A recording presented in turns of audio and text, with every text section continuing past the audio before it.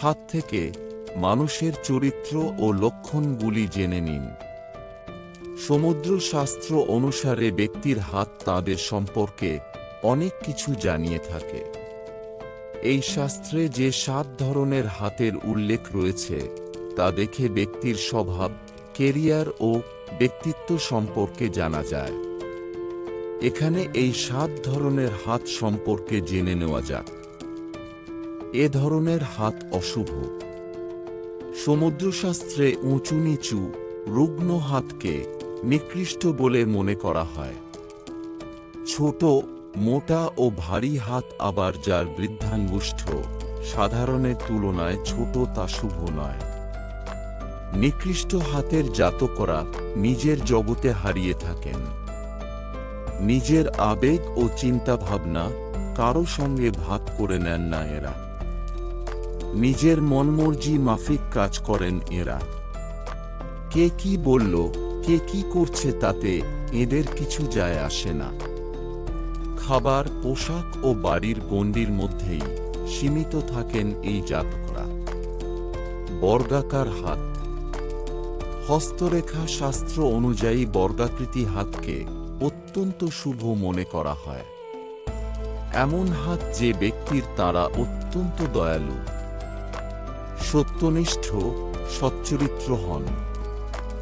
এরা স্বচ্ছতা ভালোবাসেন, পাশাপাশি এদের আত্মসম্মান চরমে থাকে।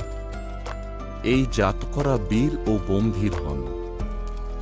বড় কাজ করেন এই ব্যক্তিরা। জীবনের এক বিশেষ পর্যায়ে এসে প্রচুর সুনাম অর্জন করেন এরা। অধিক চওড়া হাত। কবজির পাশের হাতের অংশ অধিক চওড়া যে ব্যক্তির তারা আদর্শবাদী, কর্মকুশল ও জনপ্রিয় হন।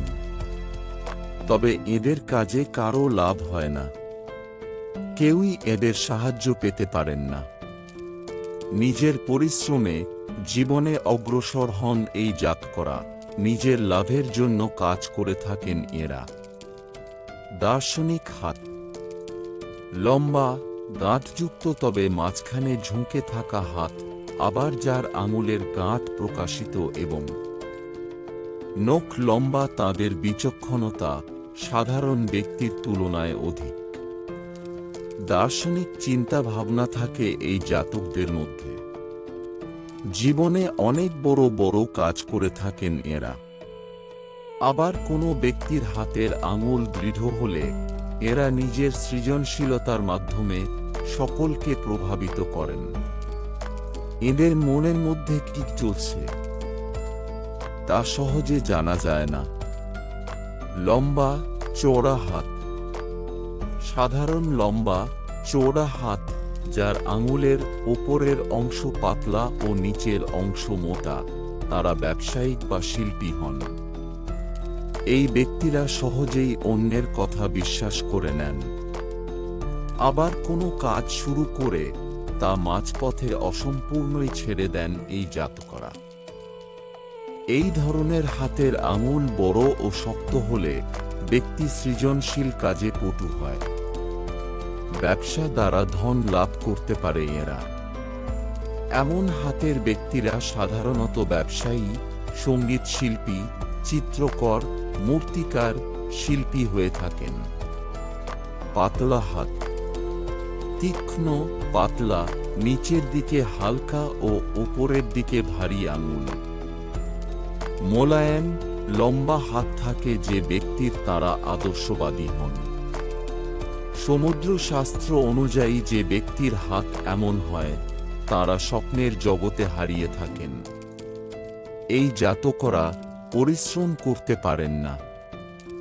বড়সড় পরিকল্পনা করলেও পরিস্থিতি অনুযায়ী কাজ সম্পন্ন করে নেন এরা। এই জাতকদের মনোভাব সহজে বোঝা যায় না। মিশ্র প্রকৃতির হাত। উপরিউক্ত 6 ধরনের বৈশিষ্ট্যের মিশ্রণ রয়েছে এমন হাতও বেশ কিছু ব্যক্তির দেখা যায়। যাদের এমন মিশ্র বৈশিষ্ট্য সম্পন্ন হাত থাকে তাঁরা ভাবেন কিছু ও করেন অন্য কিছু। এদের মনের মধ্যে ক্রমাগত ওঠাপড়া লেগেই থাকে। কোনো সিদ্ধান্ত গ্রহণের সময় ভীত ও বিভ্রান্ত থাকেন এরা। বন্ধুরা, ভিডিওটি ভালো লাগলে লাইক করুন এবং আমাদের চ্যানেলটি সাবস্ক্রাইব করুন। ধন্যবাদ। আপনার দিনটি শুভ হোক।